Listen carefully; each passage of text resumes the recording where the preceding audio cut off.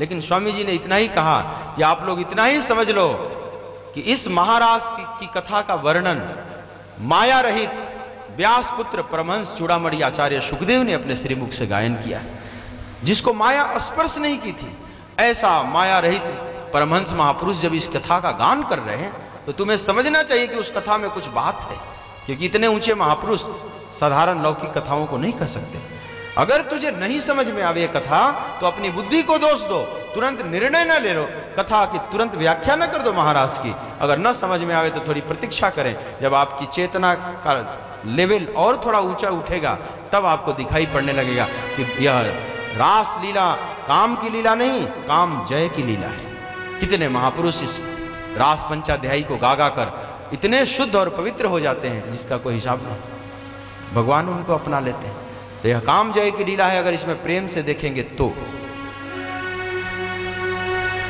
इस तरह से महाराज की लीला सुनाते हुए, परीक्षित का समाधान देते हुए आचार्य सुखदेव कहते हैं कि समस्त गोपियां अपने घरों को चली जाती हैं और भगवान अगले दिन से पुनः गोचारण लीला प्रारंभ कर देते हैं। अब भगवान अपने वृंदावन की लीला को सिमटना चाहते हैं। अब वृंदावन की लीला लगभग पूरी हो जाएगी। महाराज की लीला करीब करीब अंतिम लीला है और श्रेष्ठतम लीला है। इसके बाद थोड़ा केसी वगैरह इत्यादि असुरों का अंत किए हैं। अब भगवान एक तरह से अब यहाँ से चलेंगे इस वृंदावन भूमि से। अब हम मथुरा में चलेंगे। इससे पूर्व आइए एक भजन का श्रवण करते हैं। बोलिए वृंदावन बिहारी लाल की जय। हमारो धन राधा श्री राधा, श्री राधा हमारो धन राधा, श्री राधा, श्री राधा हमारो धन राधा, श्री राधा, श्री राधा हमारो धन राधा, श्री राधा, श्री राधा परम धन राधा, राधा राधा राधा राधा परम धन राधा, राधा राधा राधा राधा जीवन धन राधा, राधा राधा राधा राधा जीवन धन राधा, राधा राधा राधा राधा हमारो धन राधा, श्री राधा, श्री राधा हमारो धन राधा, श्री राधा, श्री राधा परम धन राधा, श्री राधा, श्री राधा परम धन राधा, श्री राधा, श्री राधा प्राण धन राधा, राधा राधा राधा राधा प्राण धन राधा, राधा राधा राधा राधा जीवन धन राधा, राधा राधा राधा राधा जीवन धन राधा, राधा राधा राधा राधा परम धन राधा, श्री राधा, श्री राधा परम धन राधा, श्री राधा, श्री राधा जीवन धन राधा, श्री राधा, श्री राधा जीवन धन राधा, श्री राधा, श्री राधा प्रेम सरोवर छाण के मन क्यों भटके चित्त की चाहन में।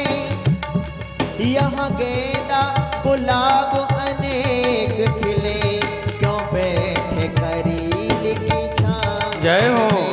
क्यों बैठे करील की छान में। क्यों करील की चाहत प्रेमी कहे प्रेम को पंथ यही, प्रेमी कहे प्रेम को पंथ यही रहबो कर सोचे सुभायन में। मन तो ही मिले विश्राम यहाँ प्रस्थान किशोरी के पायन में। प्रस्थान किशोरी के पायन में। प्रस्थान किशोरी के पायन में। प्रस्थान किशोरी के परम धन राधा, राधा राधा राधा राधा परम धन राधा, राधा राधा राधा राधा जीवन धन राधा, राधा राधा राधा राधा जीवन धन राधा, राधा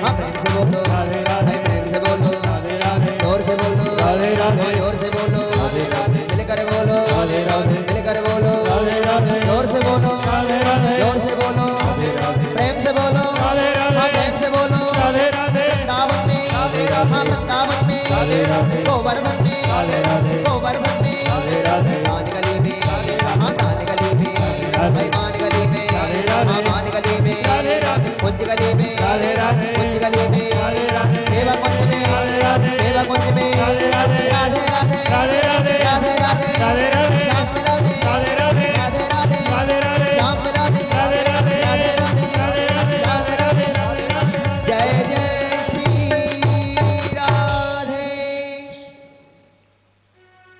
बोलिए श्री वृंदावन बिहारी लाल की जय। जय। प्रलंब, व्योमासुर, केसी इत्यादि कुछ असुरों का और संहार किया भगवान ने। देखिए कृष्ण की जो लीला है इसमें दो पक्ष दिखाई पड़ेगा।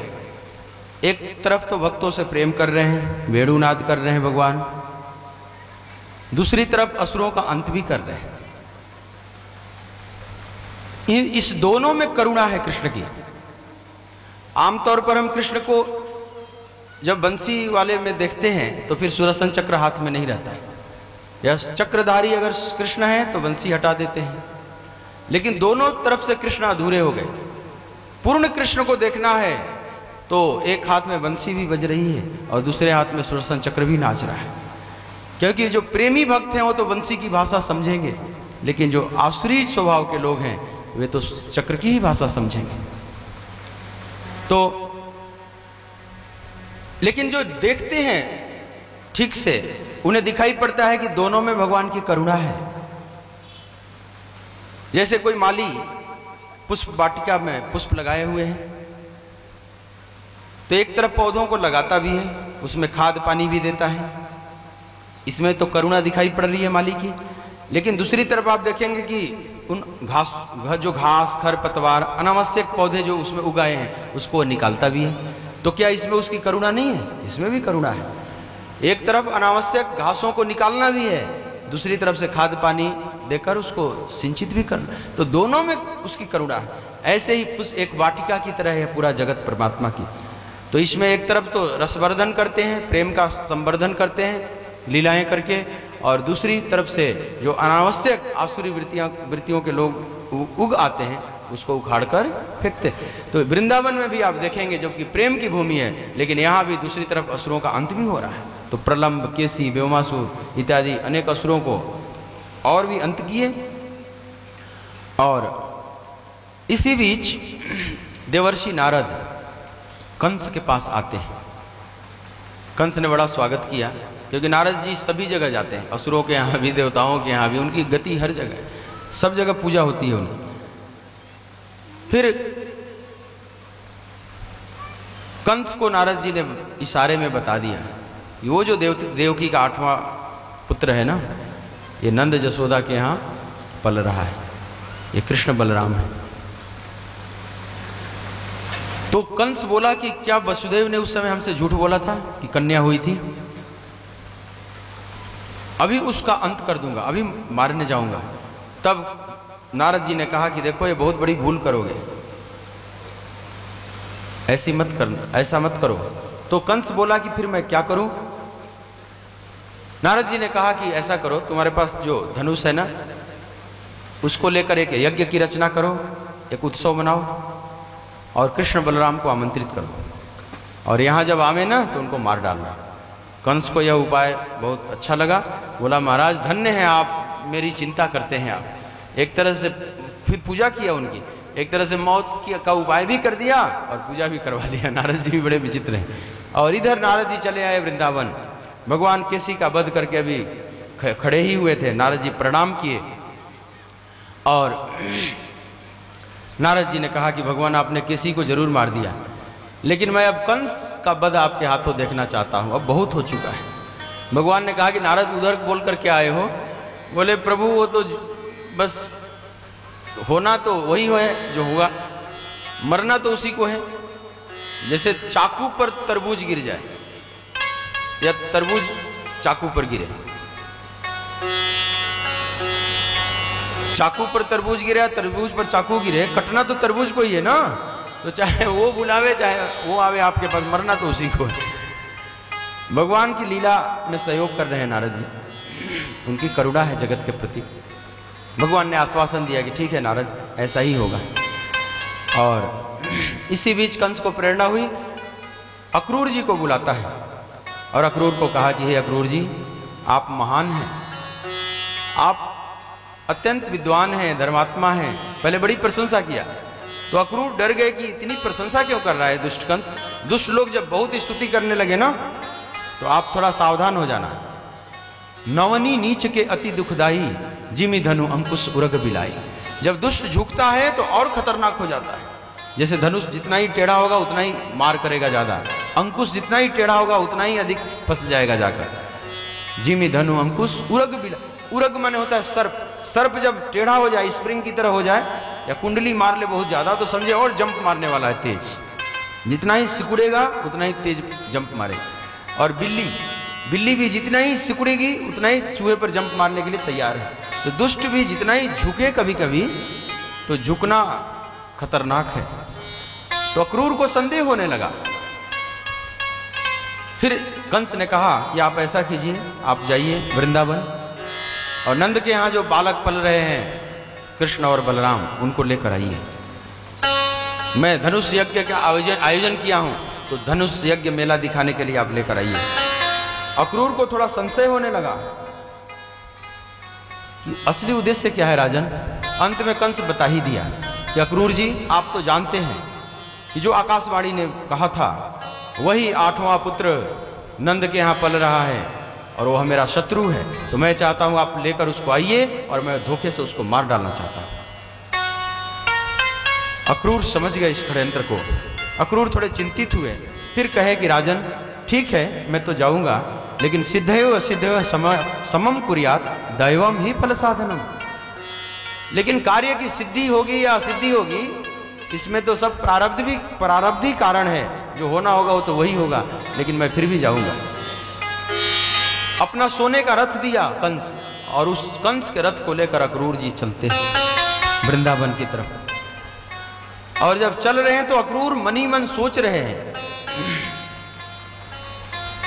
कि मैंने कौन सा ऐसा पुण्य किया है कि इन्हीं नेत्रों से भगवान का दर्शन करूंगा, कृष्ण बलराम का आज दर्शन होगा। मैंने कौन सा ऐसा पुण्य किया। अपने भाग्य की सराहना कर रहे हैं और रथ लेकर जा रहे हैं वृंदावन, लेकिन जगह जगह रुक जाते हैं, फिर भाव जगत में खो जाते हैं। रथ खड़ा है, घोड़े खड़े हैं और मग्न हैं। मनी मन विचार कर रहे हैं अक्रूर जी कि जब मैं जाऊंगा और कृष्ण बलराम दिखाई पड़ेंगे तो मैं रथ से कूद कर उनके चरणों में लेट जाऊंगा। और जब मैं लेट जाऊंगा तो क्या कृष्ण आकर मेरे सिर पर हाथ रखेंगे? और जब यदि सिर पर हाथ रखेंगे तो क्या फिर उठाकर अपना समझकर गले लगाएंगे? यदि अपना समझकर गले लगा लिए तो मेरा मानव जीवन धन्य हो जाएगा, मैं कृतार्थ हो जाऊंगा। ऐसी भावना करें, कल्पना कर रहे हैं। और ऐसी कल्पना करते करते जगह जगह रुक जाते हैं। पूरा दिन व्यतीत हो गया, संध्या हो गई, संध्या बेला आ गई। और जब पहुंचे वृंदावन तो उस समय देखते हैं कि कृष्ण और बलराम गाय का दूध निकालने के लिए जा रहे हैं दोनों। यह दृश्य अक्रूर ने देखा। हाथ में बाल्टी लिए हुए हैं दोनों, और भगवान कृष्ण पीतांबर पहने हैं, दाऊ नीलांबर पहने हैं, वे गोरे हैं और दोनों बड़े सुंदर लग रहे हैं। और जो गाय की रस्सी होती है ना, पीछे जो बांधते हैं नोई, उसको अपने सिर में बांधे हैं। ग्वारियों को कभी आपने देखा होगा, सिर में बांध लेते हैं रस्सी। तो दोनों फेटा बांधे हुए और कमर में भी फेटा बांधे हुए हैं और हाथ में बाल्टी। बड़ा बड़ा सुंदर लग रहे हैं। सुखदेव जी कह रहे हैं जैसे हाथी के 2 बच्चे की तरह लग रहे हैं, बड़े हृष्ट पुष्ट हैं। जैसे ही अक्रूर ने देखा, रथ से कूदकर साष्टांग लेट जाते हैं। भगवान आए, अक्रूर के सिर पर हाथ फेरने लगे और अक्रूर को उठाकर फिर गले लगा लिए। मतलब जो जो कल्पना किए थे ना, सब यहां पूरा हो गया। अक्रूर अपने को बड़ा धन्य महसूस कर रहे। फिर भगवान लेकर गए, कृष्ण बलराम लेकर उनको घर में ले गए, स्नान स्नान कराए, भोजन इत्यादि कराए। भोजन कराकर शयन कक्ष में बिस्तर पर उनको लेटाकर और दोनों चरण सेवा करने लगे। कृष्ण और बलराम दोनों चरण दबाने लगे अक्रूर जी के। देखो यहाँ भगवान की को सेवा भी करनी पड़ती है भक्त की। फिर कृष्ण ने पूछ लिया कि चाचा जी आप किस लिए आए हुए हैं? अक्रूर जी अब ना चाहते हुए बता ही रहे हैं, बताना पड़ेगा। बोले कि कन्हैया, बहाना तो धनुष यज्ञ का है, लेकिन वास्तविक षड्यंत्र कुछ और है। कंस आप लोगों को मारने के लिए बुलाया है। भगवान ने कहा कि ठीक है, पर यह बात आप बाबा और मैया से मत बताइएगा। तो अक्रूर जी बोले क्या मैं फिर झूठ बोलूंगा? बोले कि नहीं, आप कुछ भी मत कहिएगा, हम लोग बात संभाल लेंगे बाकी। और बड़े खुश होकर बाबा के पास दोनों जाते हैं। बाबा, राजा का बुलावा आया है मथुरा से, हम लोगों का निमंत्रण आया है, मेला देखने चलेंगे। तो नंद बाबा भी थोड़े खुश हुए कि चलो राजा का बुलावा आया है, राजधानी में चलेंगे सब लोग। लेकिन इधर जसोदा मैया जब सुनी तो जसोदा के हृदय में कुछ होने लगा। जसोदा बहुत घबरा गई, बोली कि नहीं, मैं अपने लाला को नहीं जाने दूंगी, मथुरा नहीं जाने दूंगी। जसोदा को ऐसा लग रहा है कि जैसे मेरा लाला सदा के लिए जा रहा है। एक भविष्य की आशंका दिखाई पड़ने लगी। इनकी आशंका सही है, भविष्य का पदचाप का अनुभव होने लगा जसोदा को, और रुदन करने लगी, मैं नहीं जाने दूंगा।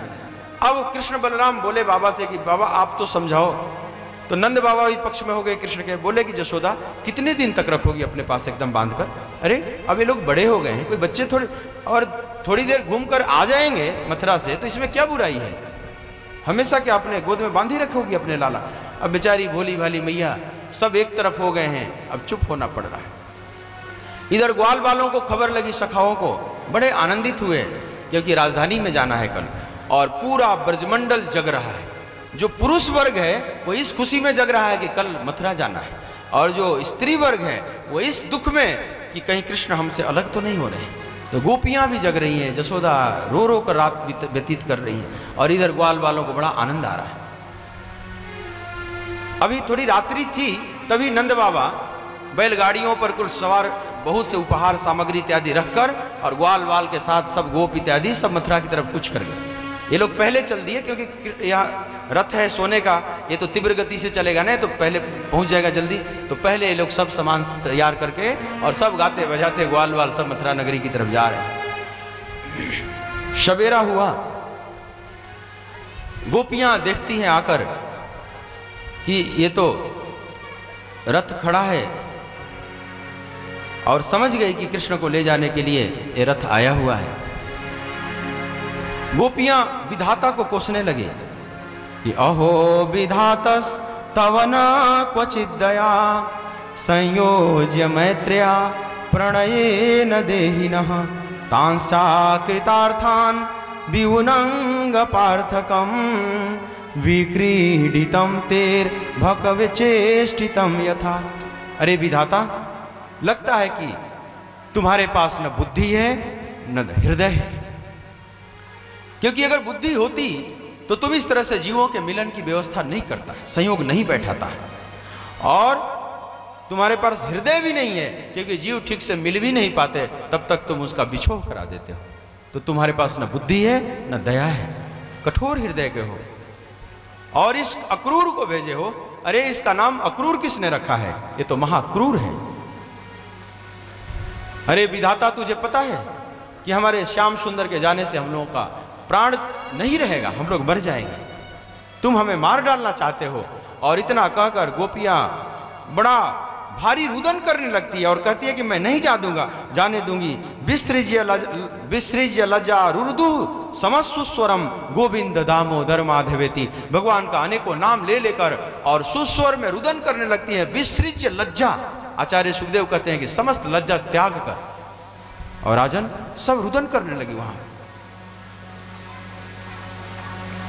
अब अक्रूर जी रथ लेकर तैयार हैं। कृष्ण बलराम इधर मैया जसोदा को प्रणाम करते हैं। जसोदा रुदन कर रही है, ऐसा लग रहा है कि मेरे लाला मेरे हाथ से लाला छूटा चला जा रहा है, जैसे सदा के लिए जा रहा है। और जसोदा का यह संशय ठीक था। अब और अधिक देर ठहरते नहीं बन रहा है कृष्ण बलराम को। मैया को प्रणाम करते हैं साष्टांग दोनों, और मैया को गले लगाते हैं और फिर कहते हैं मैया तू चिंता न कर, मैं जल्दी हम लोग लौट कर आएंगे, तू इतना रुदन न कर। जैसे तैसे समझा कर और नंद भवन से बाहर आते हैं कृष्ण बलराम। मैया एक खंभा पकड़कर और महारुदन करने लगती हैं। इधर जब कृष्ण बलराम द्वार पर आए तो रथ तैयार खड़ा है, रथ पर जाकर बैठ जाते हैं। लेकिन आगे गोपियां सब रथ को घेर ली है कि हम लोग नहीं जाने देंगे। रथ अगर जाएगा भी तो हमारे ऊपर से जाएगा, हम लोग मर जाएंगे तभी रथ आगे जाएगा, कृष्ण बलराम जाएंगे, हम लोग नहीं जाने देंगे। इस तरह से आमरण अनशन कर दिया सामने। अक्रूर जी भगवान को बताए कि सब गोपियां तो रोक ली है, रथ को जाने ही नहीं दे रही हैं। तब अक्रूर जी से कहा भगवान ने कि अक्रूर जी जाकर आप समझाइए कि कह दीजिए कि मैं जल्दी ही लौट कर आऊंगा, गोपियों आप लोग रास्ता छोड़ दीजिए। तो अक्रूर जी नीचे आकर बोलते हैं कि भगवान कह रहे हैं कि मैं जल्दी लौट कर आऊंगा, आप लोग रास्ता छोड़ दीजिए। जब इस तरह से कृष्ण के संदेश को गोपियों ने सुना तो गोपियां कही कि ठीक है श्याम सुंदर, अगर आपको मथुरा जाने में खुशी मिल रही है तो ठीक है आप जाइए, हम लोग आपके मार्ग की बाधा नहीं बनेगी। क्योंकि अगर आपको आनंद आ रहा है तो फिर हम बाधा नहीं बनेंगे, हम अपना कष्ट झेल लेंगे। और इस तरह से रास्ता छोड़ देती है और धीरे धीरे रथ आगे बढ़ने लगा। और गोपियां देख रही है एक टक से कि शायद अभी भी रथ रुक जाए, कृष्ण उतर कर आ जाए। ध्यान दें यहां पर भगवान कृष्ण ने गोपियों को नहीं समझाया, कृष्ण ने सीधी बात नहीं किया, यहां पर अक्रूर से संदेश दिलवाया। अगर आज का कोई सामान्य प्रेमी होता तो नाराज हो जाता कि देखो जाते वक्त मेरे से बात तक नहीं किए। लेकिन गोपियों ने देखा कि बाधा बनना अब ठीक नहीं, कृष्ण को कष्ट होगा, अधिक हम लोग तंग करेंगे, उन्हें कष्ट ना हो, रास्ता छोड़ देती हैं, रथ आगे बढ़ता है। गोपियां अपलक दृष्टि से देख रही हैं, धीरे धीरे रथ आगे बढ़ता जा रहा है, मथुरा की तरफ बढ़ रहा है रथ। और फिर भी देख रही हैं कि शायद रथ रुक जाए, कृष्ण को याद आ जाए अपनी मैया का, फिर से उतर कर दर्शन करने के लिए आ जाए, किशोरी राधा रानी का याद आ जाए, शायद इसलिए आ जाए एक बार फिर से, अपने गौओं का और वृंदावन का के कुंज निकुंजों की याद आ जाए, शायद एक बार और रुक जाए, रथ लौट आवे। इसी आशा में रथ को देख रही हैं। लेकिन रथ धीरे धीरे आगे बढ़ता जा रहा है, धीरे धीरे घोड़ों के टाप से धूल उड़ रहे हैं और उसमें रथ ओझल होता चला जा रहा है। रथ अब दिखाई नहीं पड़ रहा है, उसके झंडे दिखाई पड़ रहे हैं, पताकाएं जो लहरा रही हैं उसको भी गोपियां देख रही हैं। और धीरे धीरे वह रथ का वह जो ध्वजा दिख रहा है वह भी ओझल होता चला गया। तब गोपियों ने अपने नेत्र के माध्यम से कृष्ण के स्वरूप को हृदय में ले जाकर और रोती हुई लौट आती है और कृष्ण आएंगे ऐसा वचन दिया है, इस प्रतीक्षा में दिन व्यतीत करने लगती है। धीरे धीरे रथ आगे बढ़ता हुआ तेजी से आगे बढ़ने लगा रथ और मथुरा के सीमा में पहुंचने लगा। यमुना के तट पर रथ पहुंचा, अक्रूर जी ने रथ रोक दिया, थोड़ा उतरे, क्योंकि रथ में अक्रूर को चिंता हो रही है, यह काम जो मैं ले जा रहा हूँ कराने के लिए यह मेरे ही भाग्य में लिखा हुआ था, पता नहीं क्या होगा, कहीं कंस मार ही न डाले। लेकिन यमुना में जाकर स्नान करते हैं तो डुबकी लगाए तो उन्होंने देखा कि भगवान शेषनाग पर लेटे हुए मुस्कुरा रहे हैं। फिर बाहर निकले जल से तो देखे कि भगवान रथ पर मुस्कुरा रहे हैं, पुनः डुबकी लगाते हैं गोता, फिर देखते हैं कि भगवान इधर मुस्कुरा रहे हैं और बाहर निकल कर देखते हैं वहां। अब समझ गए भगवान ने अपना ऐश्वर्य दिखाया, अब संशय दूर हो गया और अक्रूर जी रथ लेकर आ जाते हैं मथुरा की सीमा में। वहीं एक बगीचे में नंद बाबा इत्यादि सब ठहरे हुए थे बाहर और वहीं से मथुरा नगरी विशाल दिख रही है, सुंदर सुंदर अटालिकाएं। अक्रूर जी ने कहा कि हे कृष्ण, ये मथुरा नगरी है और इसी में एक अपनी भी कुटिया है, आप चल के धन्य करें। भगवान ने कहा कि अक्रूर जी, पहले जिसने बुलाया है पहले उसके यहाँ हुआ हूँ, उससे मिला हूँ, फिर आपके यहाँ भी आऊँगा। इतना आश्वासन देकर और रथ अक्रूर सहित लौटा दिया कि अब आप जाइए। ध्यान दें, अब कंस वध अगले दिन होगा। अब आज संध्या काल में यही विश्राम करेंगे इसी बगीचे में नंद बाबा और समस्त गोप इत्यादि। लेकिन भगवान कृष्ण ने कहा कि बाबा, हम लोगों की इच्छा हो रही है कि जरा मथुरा नगरी आज देखाएं। तो बाबा ने मना किया कि तुम लोग बहुत शरारती हो, तुम लोग कोई ना कोई उपद्रव जरूर कर दोगे, राजधानी में पहली बार आए हो, यहाँ का ठीक से नियम तुझे पता नहीं। कन्हैया बोले कि बाबा, हम लोग बड़े हो गए हैं, हम लोग कोई उपद्रव नहीं करेंगे, सिर्फ नगर देखकर सखाओं के साथ आ जाएंगे। नंद बाबा मान गए, भेज दिए अपने सखाओं को लेकर और कृष्ण बलराम सहित सब आगे बढ़ते हैं, मथुरा के राजपथ पर जा रहे हैं। जब राजपथ पर आगे बढ़े तो एक तरफ से तो कंस का निर्देश था कि कोई स्वागत इनका नहीं करेगा, लेकिन जब भगवान का सौंदर्य मथुरा के लोगों ने देखा, मथुरा के नारियों ने देखा, तो सब वो मर्यादा भूल जाती हैं और पुष्प वृष्टि करने लगी और कृष्ण को निहारने लगी। बड़ा सुंदर रूप और सब अपलक दृष्टि से नारियां देख रही हैं। और भगवान कृष्ण बलराम आगे आगे और पीछे पीछे ग्वाल बाल और मथुरा के राजपथ पर आगे बढ़ रहे हैं। उस आप सुंदर दृश्य की कल्पना करें। कहते हैं कि एक ऐसी सास थी जिसकी बहू दरवाजे पर आकर, उसके पास छत नहीं होगा ठीक से, तो दरवाजे पर आकर बेचारी देख रही थी, कृष्ण बलराम को देखने लगी, निहारने लगी। और सास बड़ी टेढ़ी थी, तो सास आकर उसको उलाहना देने लगी, अरे तुझे लाज नहीं आता, इस तरह से तुम देख रही है घूंघट उठाकर। अरी बहू तू बावरी लाज न आवे तो ही, बदन काढ़ ठाढ़ी भई काह कहे सब मोही। लोग मुझे क्या कहेंगे। तो अब बहुत दुख हुआ बहू को, और फिर सासू जी को न चाहते हुए भी जवाब दे रही है, देना पड़ रहा है कि कछु दोष नहीं सासू जी, नाम न धरी है काहि, नंद नंदन को छोड़ के कौन ने रखी है मोही। कौन ऐसा अभागा होगा जो आज श्याम सुंदर को छोड़कर और मुझे देखेगा।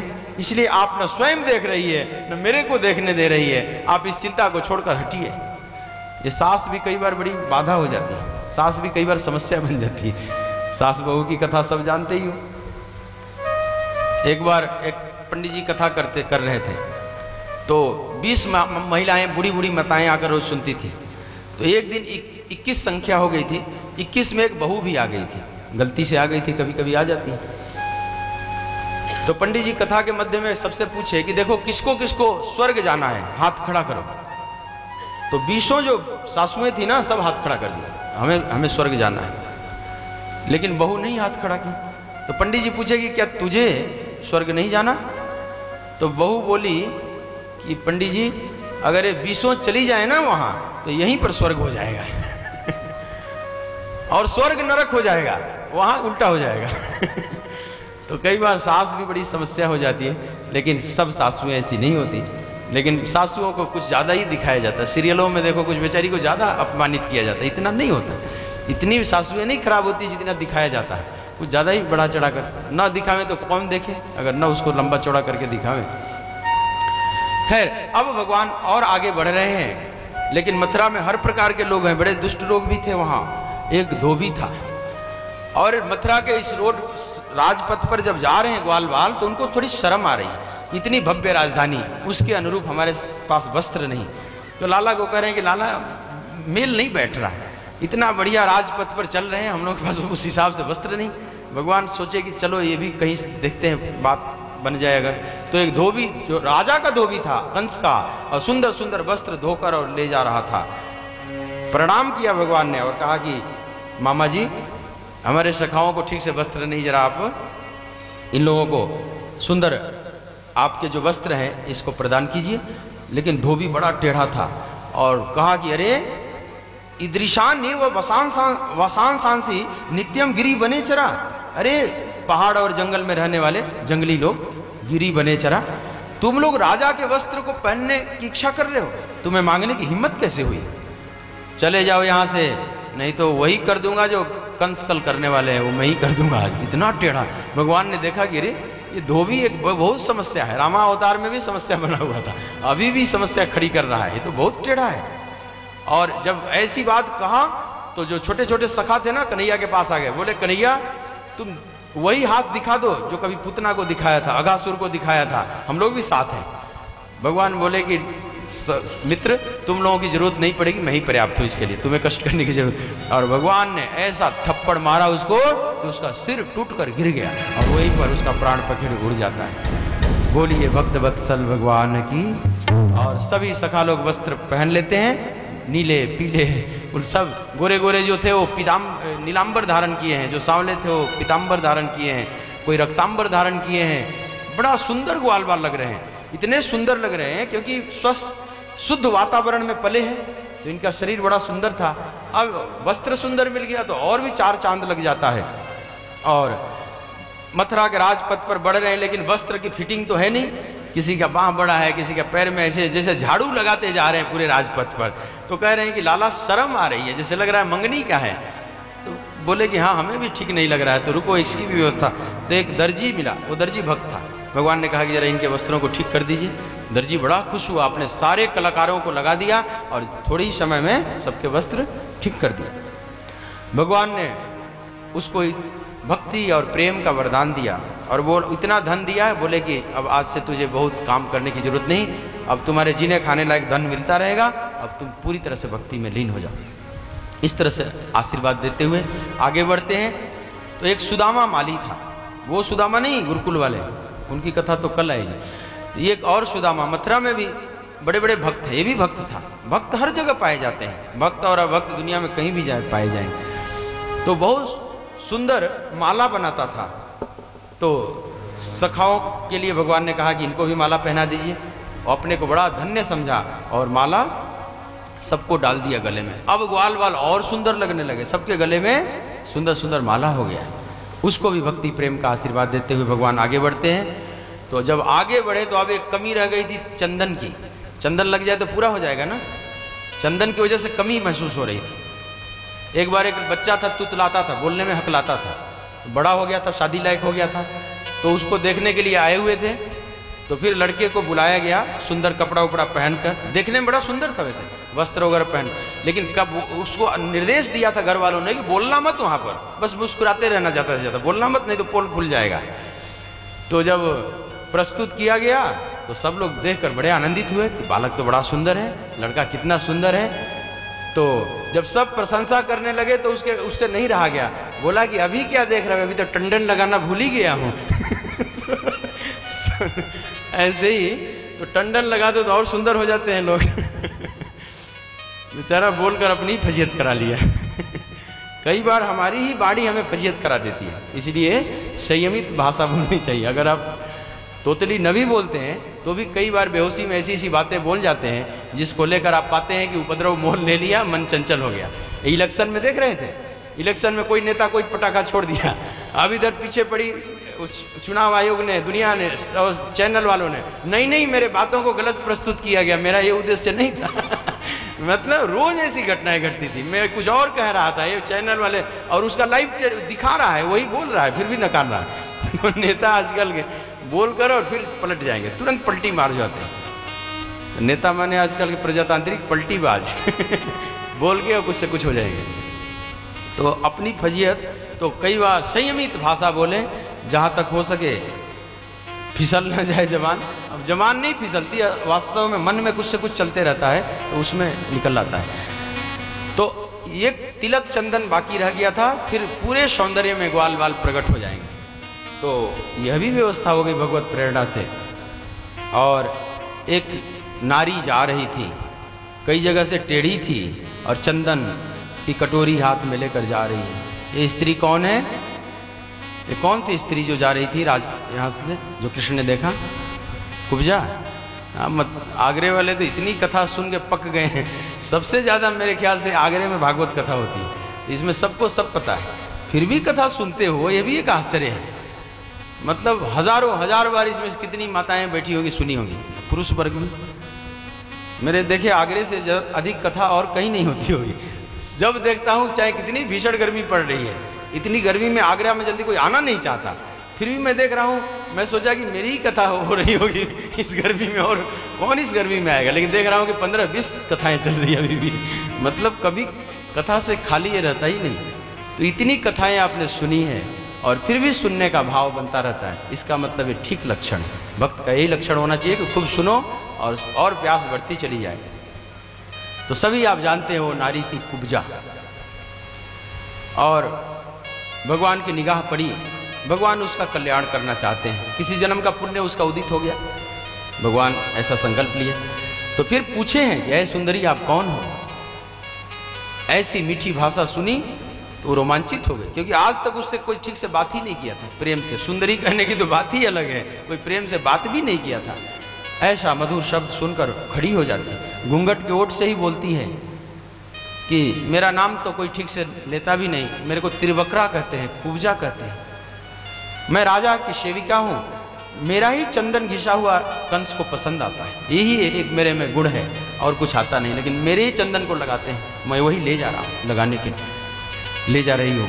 तो भगवान बोले कि क्या हम लोगों पर भी कृपा करेंगी आप? तो भगवान कुब्जा बोली कि यह तो मेरा सौभाग्य होगा।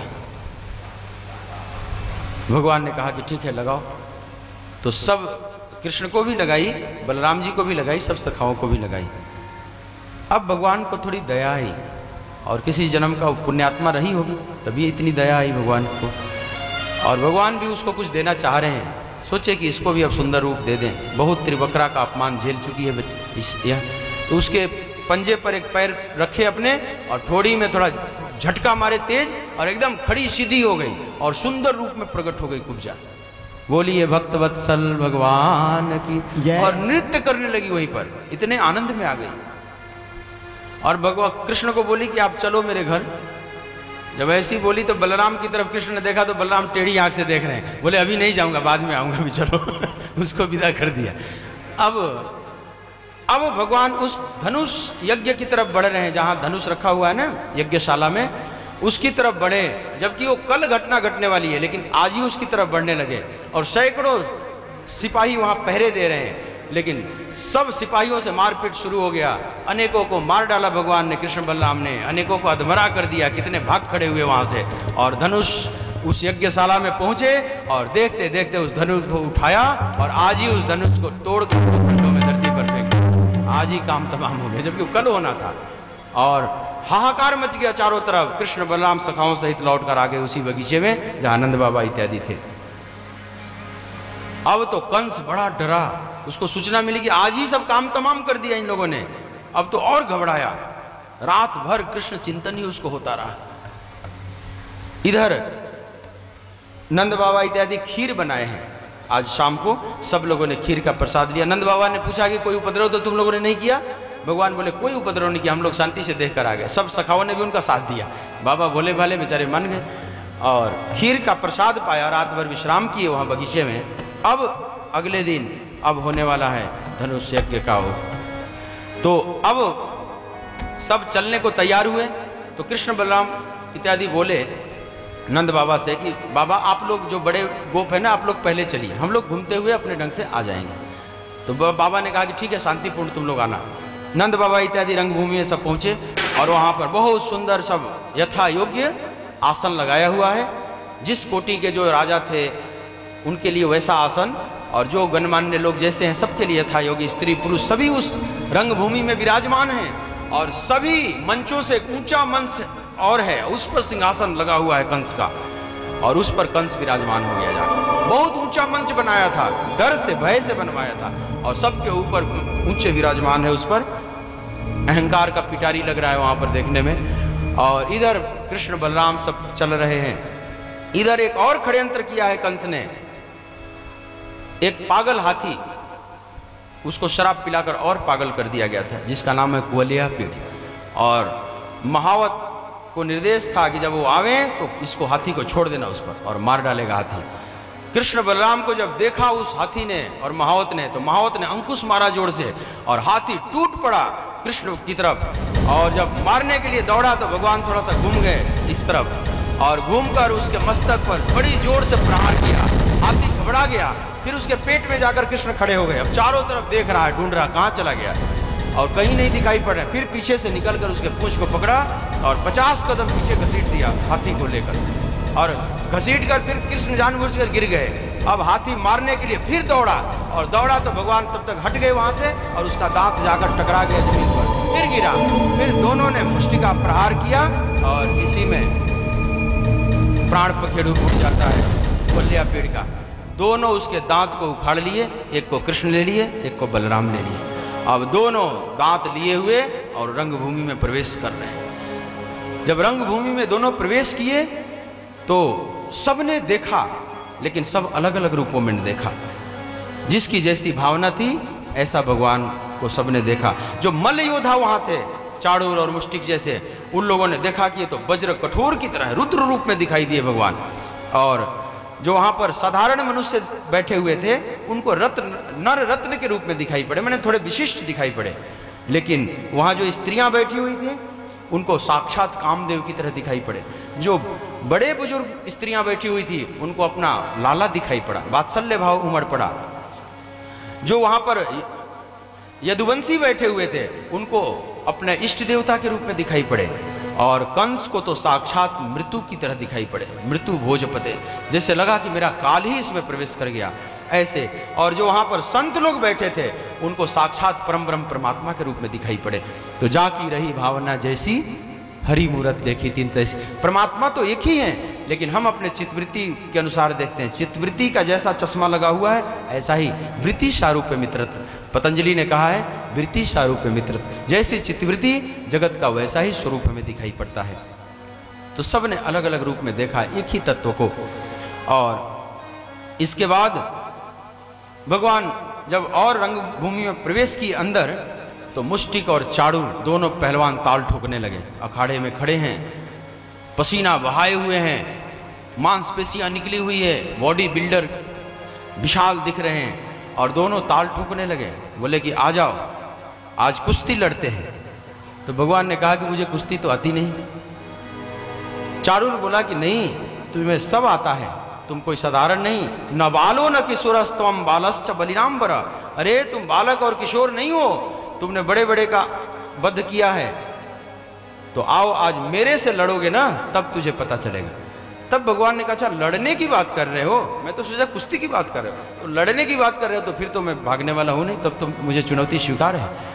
और इधर चाड़ूर और कृष्ण में मल्ल युद्ध प्रारंभ हो गया, इधर मुष्टिक और बलराम में भयंकर युद्ध प्रारंभ हो गया। और जब सब लोग देखकर हाय हाय करने लगे उस सभा में कि ये क्या हो रहा है, 40 साल के पहलवान है, 11 साल के मात्र कृष्ण है, अनुपात 40 और 11 का, ये राजा रोक क्यों नहीं रहा इसको। जो कोमल हृदय के लोग थे, धर्मात्मा लोग थे, आधे लोग सभा छोड़कर चले गए कि इस अन्याय को देखना ठीक नहीं, या तो अन्याय देखो मत, उसका विरोध करो, और न विरोध कर सकते हो तो वहां से हट जाओ, आंख बंद करके हट जाओ। तो बहुत से लोग, आधे लोग सभा छोड़कर चले गए, क्योंकि कंस का अत्याचार समझ में आ गया कि कंस का ये तो षड्यंत्र है। नंद बाबा हाय हाय कर रहे हैं कि ये क्या हो रहा है लाला के साथ, राजा मना क्यों कि नहीं कर रहा है। और भयंकर इस तरह से युद्ध हो रहा है, घमासान युद्ध छिड़ गया। और भगवान ने देखा कि बाबा बहुत घबरा रहे हैं, तब तक चाड़ूर को उठाया और ऐसे हवा में घुमाता हुआ और देकर धड़ाम से धरती पर पटका, वहीं पर चाड़ूर का अंत हो गया। फिर इधर बलराम जी ने भी खेल खेल में मुष्टिक को उठाया और ऐसे हवा में घुमाता हुआ और धड़ाम देकर पटक दिया, दोनों का अंत। अब इधर से जितने और सैनिक थे सब टूट पड़े कृष्ण बलराम पर, और भयंकर युद्ध प्रारंभ हो गया। वहां पर कितने सैनिकों को मारकर उन लोगों ने मौत के घाट उतार दिया, कितने अधमरे होकर इधर करा रहे हैं, और कितने सभा छोड़कर भाग खड़े हुए। और इधर जो बैंड बजाने वाला वहां आए हुए थे ना, खूब बैंड बजाने लगे। कंस बोला रोको रोको, ये बैंड क्यों बजा रहे हो। बैंड वालों ने कहा कि महाराज आप ही ने तो कहा था कि जब आनंद आवे तो खूब बैंड बजाना, अब इससे बढ़िया आनंद और क्या है। कंस बोल रहा है रुको रुको, भागो मत सब, रुको, मार डालो इस कृष्ण को, बलराम को, नंद को पकड़ लो, जेल में डाल दो, और कृष्ण बलराम को जेल में मत डालो, इसको मार डालो या तो भगा डालो, क्योंकि जेल में भी कुछ कर देगा। ऐसे बोले बके चला जा रहा है, लेकिन कोई उसकी सुनने वाला नहीं। यहाँ तो भगदड़ मचा हुआ है, कौन उसका सुन रहा है। अब भगवान ने देखा मामा श्री की बुद्धि खराब हो गई। जब तक अभी बुद्धि ठीक है, अभी मिल लेना ठीक है, नहीं तो एकदम अब खराब होने जा रही है बुद्धि। और भगवान ऐसा जंप लगाए, सीधा उसके सिंहासन पर पहुंच गए, जो विशाल मंच बनाए हुए था ना वहां, और नंगी तलवार निकाल कर कंस भांजने लगा। जो बहुत डरपोक होते हैं ना, वो पहले ही शस्त्र भांजने लगते हैं। अब शस्त्र भांजने लगा। भगवान ने कहा कि अरे मामा ये क्या कर रहे हो, ये असभ्य जैसा व्यवहार क्यों कर रहे हो, तुमने बुलाया है सोने का रथ भेजकर, ये क्या कर रहे हो। और भगवान ने दौड़कर उसके तलवार को पकड़ लिया और उसके मुकुट को छीन लिया। तलवार और मुकुट दोनों सिंहासन से फेंक दिया नीचे, और उसके केस को पकड़ लिया और जोर से उसके केस को खींचा और कहा कि मेरी आंखों में जरा देख। अरे दुष्ट, तुम अमर होना चाहता है, तू धरती का भगवान बनना चाहता है, तुमने इतना पाप किया है कि तेरे पाप के घड़े भर चुके हैं। तुमने अपने पिता उग्रसेन को कारागृह में बंद कर दिया, इतना बढ़िया पिता, जैसे तुम्हारे औरंगजेब ने इसी लाल किला में बंद कर दिया शाहजहां को, उसी में मरा। लोग ताजमहल बड़े भाव से देखने आते हैं, उसको देखने का सौभाग्य नहीं मिला ठीक से। जो ताजमहल बनाया ना, वो तड़प तड़प कर देखता था उसी आईने में, बस उसका चित्र देखने नहीं जा सकता, उसी में मरा।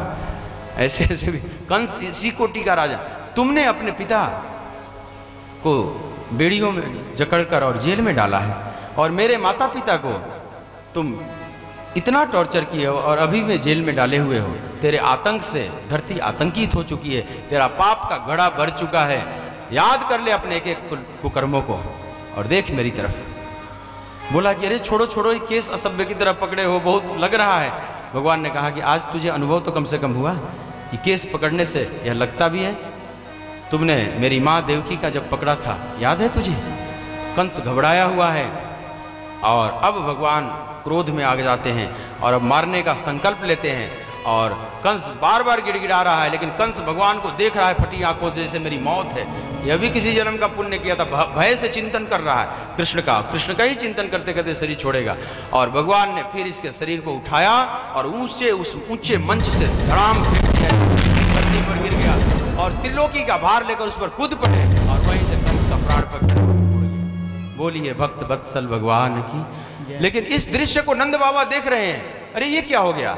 लेकिन नंद बाबा को संशय है कहीं ये जिंदा ना हो, अभी भी उलट कर लाला को मारे। तो नंद बाबा को देखे भगवान तो करुणा आ गई कि बाबा समझ नहीं पा रहे हैं। तो फिर उसके केस को पकड़े भगवान और भरी सभा में घसीटने लगे और घसीट कर छोड़ दिए। मतलब ये सिद्ध करना चाहते थे कि अब बाबा मर चुका है, अब ये कुछ नहीं करेगा। यद्यप कि मरे हुए का अपमान नहीं किया जाता, अपने शास्त्र में लिखा हुआ कि शत्रु को तब तक अपमानित करो या मारो जब तक वो मरा नहीं, लेकिन जब नहीं खिलवाड़ किया, ऐसा अपने शास्त्र में लिखा हुआ है। यहाँ तक कि नेता कितना भी घोटाला किया हो और शरीर छूट जाएगा तो उसके लिए तो स्वर्गीय बोलना ही पड़ता है ना, स्वर्गीय नेताजी। संशय हो रहा है कि वो स्वर्ग में गए होंगे, लेकिन कहना पड़ता है ऐसा। तो लेकिन भगवान बाबा का संशय दूर करने के लिए ऐसे उसके शव को घसीटे लेकर उस पूरे रंगमंच में और फिर छोड़ दिया। अब कंस की पत्नियां आकर महाविलाप करने लगी। जब विलाप करने लगी, रोदन करने लगी, हा नाथ प्रिय धर्मज्ञ करुणानाथ वत्सल, हे नाथ, हे धर्मज्ञ, हे प्रिय, हे करुणानाथ, हे भक्त वत्सल, ऐसे ऐसे नाम ले लेकर अपने पति के लिए और बड़े बड़े संबोधन कर रही। भगवान भी थोड़ा झूठा आंसू, नाटकीय आंसू बहाने लगे, रोने, एक तरह से थोड़ा सा उदास हो गए और बोले कि मामी मैं भी क्या करता, मामा बड़ा प्रेम से सोने का रथ भेजा और बड़े प्रेम से बुलाए और मैं आया भी, और सिंहासन पर जब गया मिलने के लिए बड़े प्रेम से, तब तक सिंहासन टूट गया और उसी में मामा गिरकर मर गए। मैं क्या करता, बड़े दुख की। और पत्नियां चिढ़ गई जब इस तरह से भगवान ने आग लगाया। अब इधर वो विलाप कर रही है। थोड़ी देर भगवान विश्राम घाट पर, इसीलिए मथुरा का विश्राम घाट जो है ना, यहीं पर कंस वध के बाद थके हुए कृष्ण और बलराम जैसे आकर थोड़ा बैठे हैं, इसलिए उसका नाम पड़ा विश्राम घाट। तो उसके बाद भगवान कारागृह में प्रवेश करते हैं और पहले कंस के पिता उग्रसेन को मुक्त करते हैं। उग्रसेन देख कर रोने लगते हैं। कंस के एक तो अत्याचार से मुक्ति हुई, इससे खुशी भी मिली और कृष्ण की करुणा पर अत्यंत द्रवित हो जाते। ये भक्त प्रकृति के व्यक्ति थे। अब अपने माता पिता के पास जाते हैं, ताला खुलवाए और बेड़ियों में जकड़े हुए थे, सब भगवान ने तोड़वाया। और कृष्ण बलराम को देखकर सुखदेव जी महाराज कहते हैं कि नंद देवकी और वसुदेव ने ठीक से गले नहीं मिले। वो आश्चर्यचकित होकर देख रहे हैं। वे समझ गए कि जिसको मैं पुत्र मानता हूं, ये हमारा कोई साधारण पुत्र नहीं है, ये तो भगवान है। इसी और वो स्तुति करना चाह रहे हैं। तब तक भगवान ने योग माया को आदेश दिया कि सब विस्मृत कराइए, नहीं तो वात्सल्य रस प्रकट नहीं होगा। और विस्मृत हो जाता है। फिर अंक से भर लेते हैं वसुदेव जी, और मैया देवकी तो इतने दिनों के बाद देख रही है, आंखों से आंसू और छाती से दूध झड़ने लगे। कृष्ण और बलराम का मैया ने अभिषेक कर दिया, जैसे चरणों में प्रणाम किया दोनों ने। लेकिन जब देखा मैया ने अपने ठीक से लाला को, तो जशोदा का रीढ़ी बन गई। धन्य हो जशोदा, लाला अभी 11 साल का है लेकिन देखने में 16 साल का लग रहा है। इतना सुंदर, और इतने सुंदर ढंग से तुमने लालन पालन किया है जशोदा, मैं तेरे रीढ़ से उरीढ़ नहीं हो सकता। बार बार जशोदा को याद करके देवकी रुदन कर रही है और अपने लाला को बार बार मस्तक चूम रही है। और ऐसा आज 11 साल बाद आज दर्शन मिला है, ठीक से जी भर कर इन लोगों ने देखा है। अब इधर राज्याभिषेक हुआ, उग्रसेन ही राजा बने मथुरा के। अब नंद बाबा के पास आए कृष्ण और बोले कि बाबा अब आप लोग वृंदावन लौट जाइए। नंद बाबा ने कहा कि कृष्ण क्या आप वृंदावन नहीं चलेंगे? कन्हैया बोले कि बाबा कुछ ऐसी मजबूरी है, अभी नहीं जा सकता, अभी अभी तो आया हूं, थोड़ा यदुवंशी लोगों को भी सुख दे दो। और कुछ बात है, कुछ काम है जो आपसे ठीक से मैं बता नहीं सकता। तो बाबा आप चलिए, लेकिन मैं आऊँगा जरूर, मैं वचन देता हूँ मैं जरूर आऊँगा, आप लोग चलिए। सखा भी सब रोने लगे कि लाला तुम नहीं चलोगे? कन्हैया बोले कि मित्र कुछ ऐसी मजबूरी है, बस इतने ही में समझ लो, मेरे को अभी कुछ दिन रुकना पड़ेगा, लेकिन मैं आऊँगा, आप लोग चलो। नंद बाबा बोले कि ठीक है कृष्ण, अगर यदि आपको मथुरा में रहने में सुख मिल रहा है तो मैं आपके मार्ग में बाधा हम लोग नहीं डालेंगे, ठीक है आप यहाँ रहे। और बहुत से उपहार दिया है भगवान ने, और नंद बाबा चलते हैं वृंदावन की तरफ। लेकिन नंद बाबा की मानसिक स्थिति ठीक नहीं है। सबसे चिंता है जसोदा को लेकर कि जसोदा को क्या बताऊंगा, कैसे सामना करूंगा उसके प्रश्न का। जगह जगह नंद बैठ जाते हैं बीच रास्ते में और महारुदन करने लगते हैं। लाला के बगैर वृंदावन कैसा दिखेगा, मेरा घर अब कैसा रह जाएगा, बार बार। और जसोदा को जब याद करते हैं तो बड़ी पीड़ा होती है। और धीरे धीरे अंधेरा उतर आता, हल्का अंधेरा उतर आया। जैसे तैसे पहुंचते हैं अपने भवन के सामने। पूरा आनंद भवन सूना, पूरा ब्रजमंडल सूना हो गया है। थोड़ा अंधेरा उतर आया।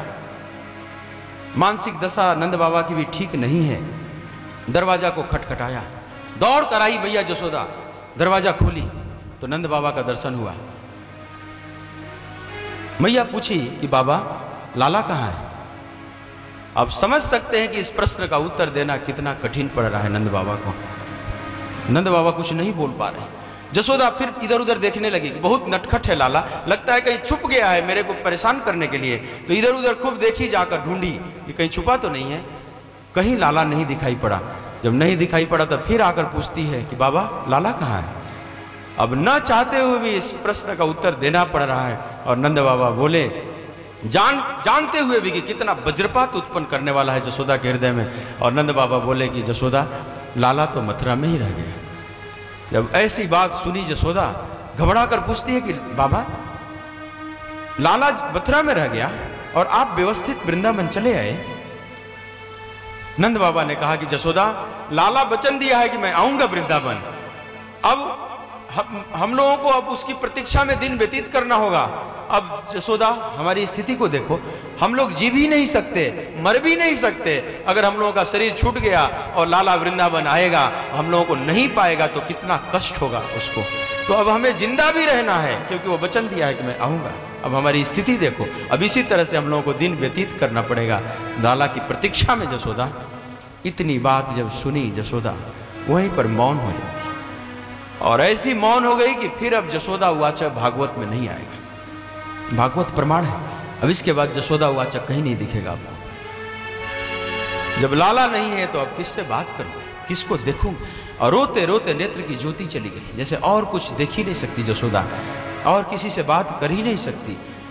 नंदरानी इस तरह से दिन व्यतीत करने लगती है। नंद बाबा इत्यादि सब इधर वृंदा ब्रजवासी सब लाला की याद में दिन व्यतीत कर रहे हैं, प्रतीक्षा में, क्योंकि लाला बोला है कि मैं आऊँगा। बस यही एक कारण था जिससे शरीर बचा हुआ, नहीं तो ब्रजवासी कितने शरीर छोड़ चुके होते। इधर भगवान मथुरा में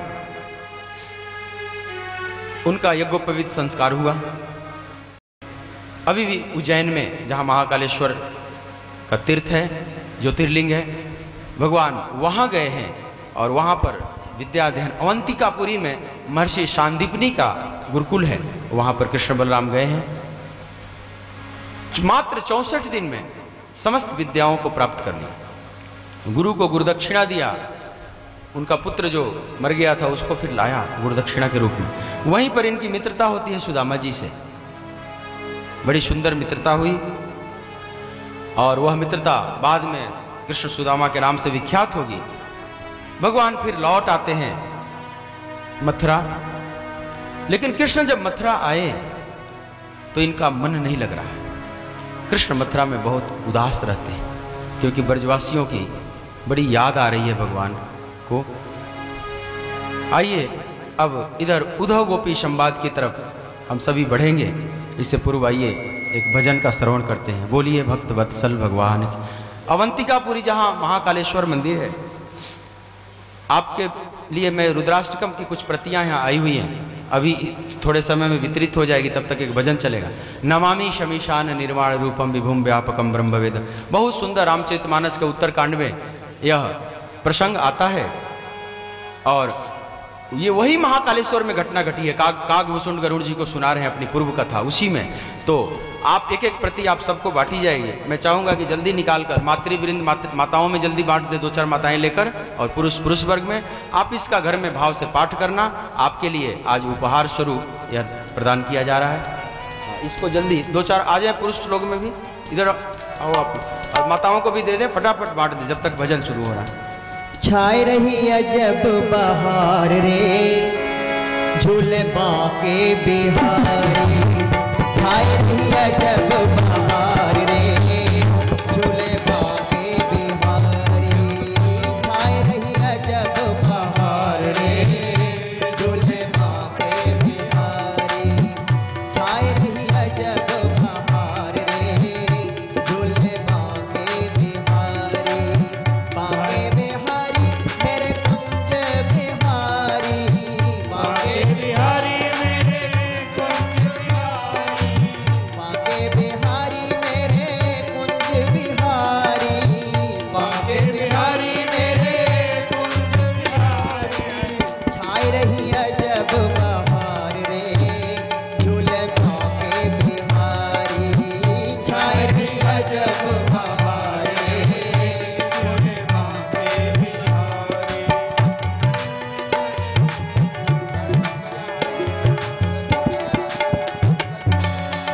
सोने को है सुघड़ हिडोरा, सोने ओ है सुगंधियोला, साज सजो सुंदर अनमोला, साज सजो सुंदर अनमोला, सोने को है सुघड़ हिडोरा, सोने को है सुगंधियोला, साज सजो सुंदर अनमोला, साज सजो सुंदर अनमोला, झूला झूला में ब्रज नार रे झूले बाके बिहारी, झूला झूला में ब्रज नार रे झूले बाके बिहारी, हाँ छाए रही अजब बहार रे झूले बाके बिहारी, छाए रही अजब बहार रे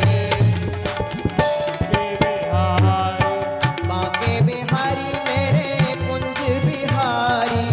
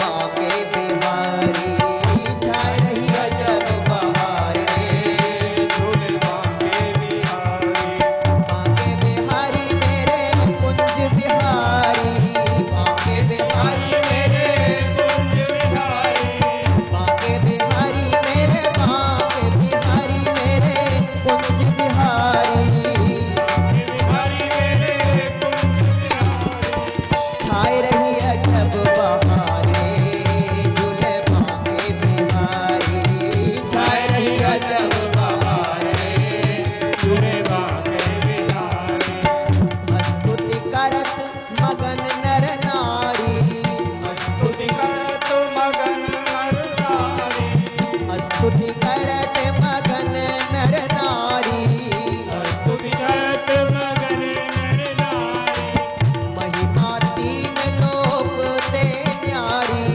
महिमा तीन लोक ते न्यारी महिमा तीन लोक ते न्यारी महिमा तीन लोक ते न्यारी तन मन धन बलिहारी रे झूले बांके बिहारी तन मन धन बलिहारी रे बांके बिहारी छाए रही अजब बहार रे झूले बांके बिहारी छाए रही अजब बहार रे झूले बांके बिहारी बांके बिहारी मेरे कुंज बिहारी बांके बिहारी मेरे कुंज बिहारी बांके बिहारी मेरे बांके बिहारी मेरे कुंज बिहारी बांके बिहारी मेरे कुंज बिहारी छाए रही अजब बहार रे बांके बिहारी छाए रही अजब बहार रे झूले बांके बिहारी छाए रही अजब बहार रे झूले बांके बिहारी छाए रही अजब बहार रे झूले बांके बिहारी झूले बांके बिहारी झूले बांके बिहारी बोलिए बांके बिहारी लाल की जय। अभी हमारे राम बाबू पराठा भंडार से आए हुए थे। उनके पुत्र पिछले वर्ष इन्हीं दिनों में जून के महीने में ही उनके यहाँ भागवत हुई थी बलकेश्वर में। उसके फिर पिछले साल भी हुई थी भागवत कथा। बड़े इनके पिताजी धार्मिक और प्रेमी लोग हैं और इन्होंने अपना दुकान रेनोवेट किया है जो बेलनगंज में है। उसी गंगा 10 परसों उसका उद्घाटन भी है। इनका आमंत्रण सदा से रहा है। बड़े प्रेमी लोग हैं भगवत कथा के इनके पिताजी। बोलिए भक्त वत्सल भगवान की जय। भगवान मथुरा में तो आ गए गुरुकुल से लौटकर, लेकिन भगवान जैसे उदास उदास से हैं, डूबे डूबे से दिखाई पड़ रहे हैं। मथुरावासी थोड़े चिंतित हैं, यदुवंशी लोग, उद्धव जी, भगवान के माता पिता वसुदेव जी, देवकी जी, कि आखिर कृष्ण उदास क्यों रहते हैं। कई बार यमुना किनारे किसी घाट पर जाकर भगवान रोते हुए भी दिखाई पड़ते थे। उद्धव से वसुदेव जी और देवकी ने कहा कि उद्धव तुम मित्र हो, तुम जरा ठीक से समझो।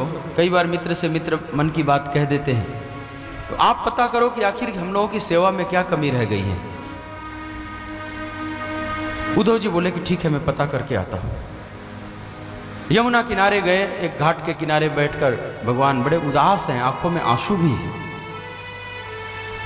और कृष्ण यमुना को देख रहे हैं और वृंदावन से कुछ भी बहकर आ रहा है ना यमुना की धारा में, कोई पत्ता, कोई फूल, सब चीजें वृंदावन की याद दिला रही है।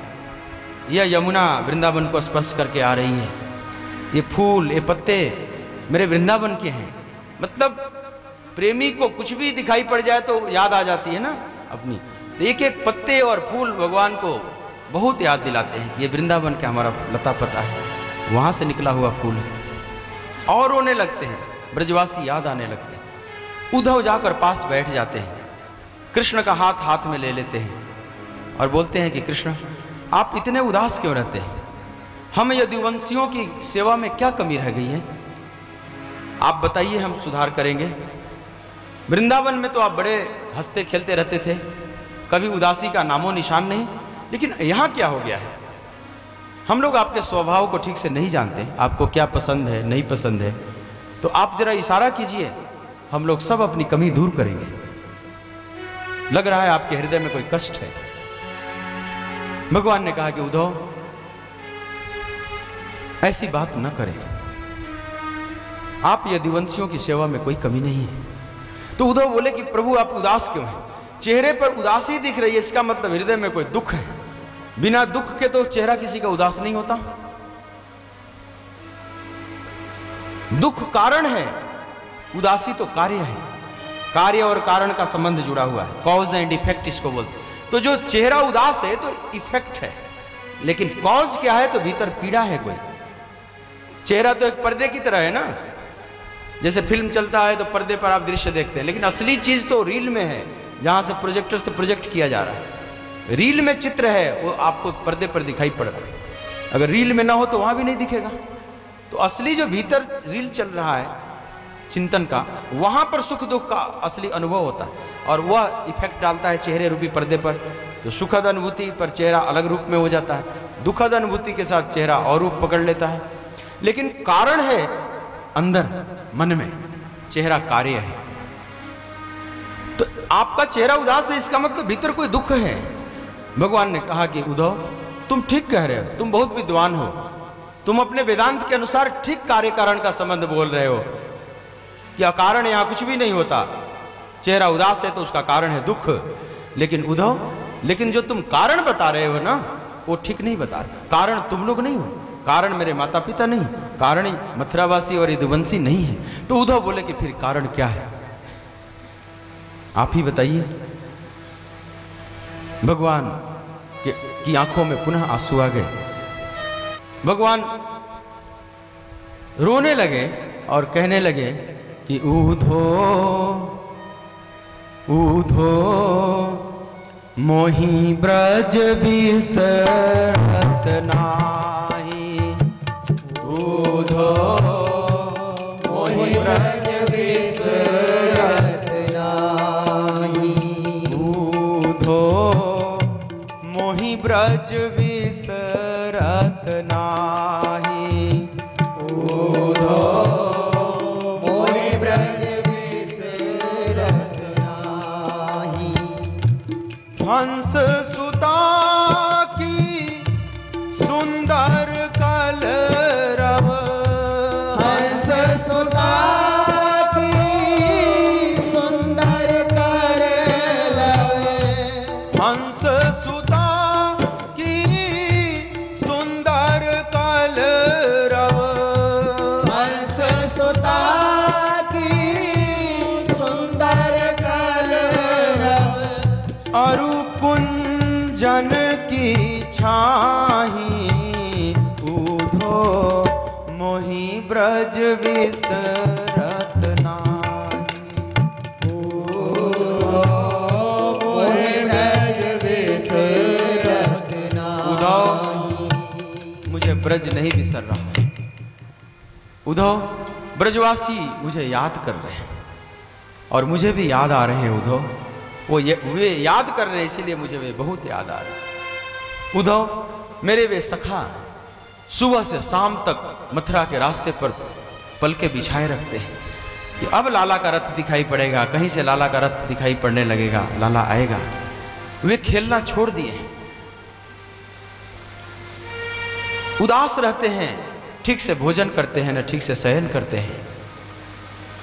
और उद्धव, मेरे माता पिता, क्या बिगाड़ा था बाबा नंद ने? झूठा आश्वासन देकर मैं उन्हें मथुरा से विदा किया हूं। उद्धव, बुढ़ापे में भोले भाले मेरे नंद बाबा विश्वास करके और इसी आशा में प्राण रखे हुए हैं कि लाला एक दिन आएगा, बोला है। और उद्धव, मैया यशोदा की स्थिति को मैं याद करता हूं तो मेरा हृदय फट जाता है। मेरी याद में रो रो कर आंखों की रोशनी गंवा चुकी है, किसी से बात भी अब नहीं करती, और एक ही आशा पर उसका प्राण टिका हुआ है कि लाला एक दिन आएगा, लाला एक दिन आएगा। नहीं तो और प्राण रखने का कोई कारण नहीं। पूरा नंद भवन सुना पड़ा हुआ है।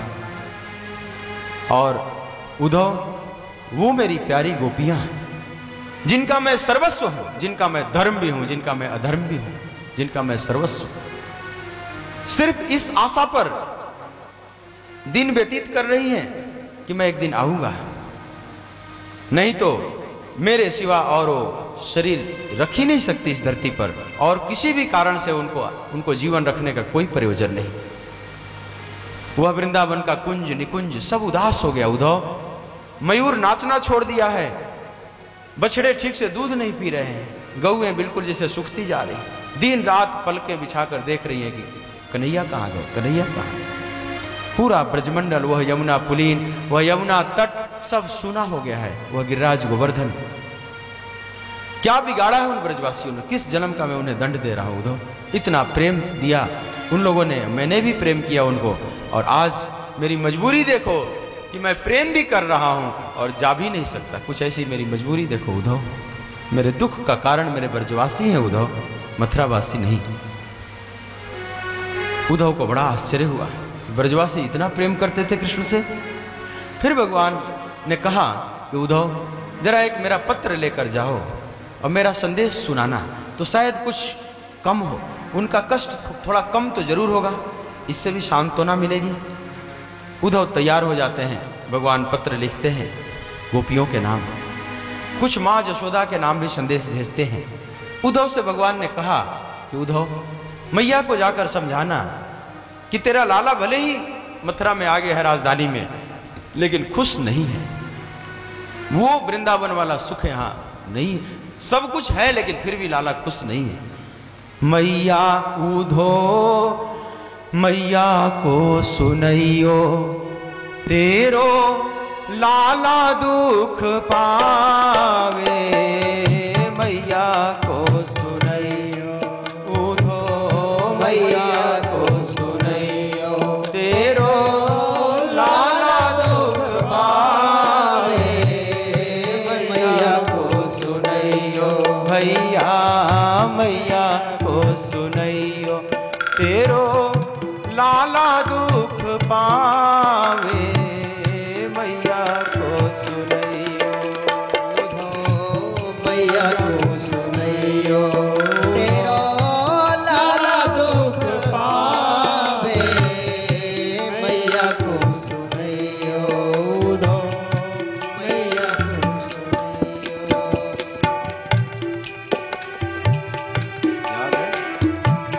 कोई न मुख धोवे ताते जल, आचर पहुँच संभारे। को न मुख धोवत तातो जल, अचरा मोच समारे।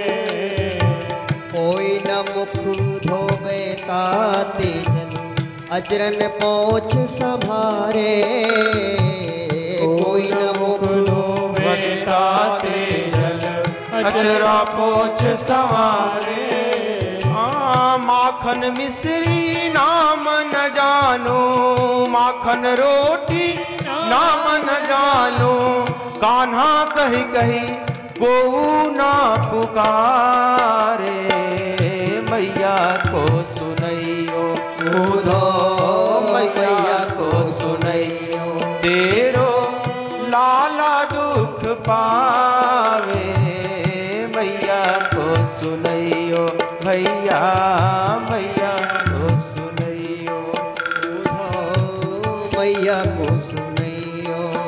अरे बाबा नंद उंगरिया गही गही, बाबा नंद उंगरिया गही गही, चलनो नित्य सिखावे। बाबा नंद उंगरिया गही गही, चलनो नित्य सिखावे।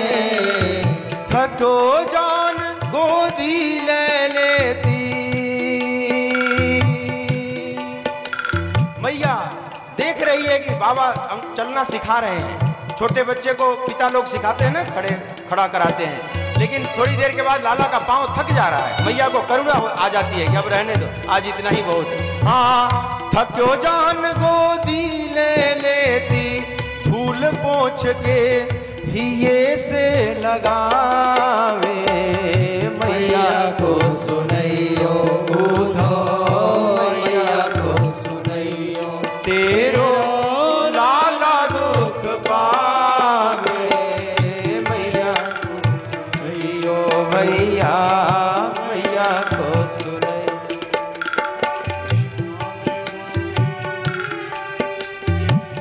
आवे गोपी देन उलाहनो नेक चित नहीं लायो। आवे गोपी देन उलाहनो नेक चित नहीं लावे। रोज गोपियां कोई ना कोई उलाहना लेकर आती थी, लेकिन मैया भीतर से उसको नहीं लेती थी, ऊपर ऊपर केवल डांट देती थी। मैं हाँ आवे गोपी देन उलाहनो नेक चित नहीं लायो। आवे गोपी देन उलाहनो नेक चित नहीं लावे। सो सुख या मथुरा में उधो, सो सुख या मथुरा में उधो बिन जननी को लाड़ लड़ावे।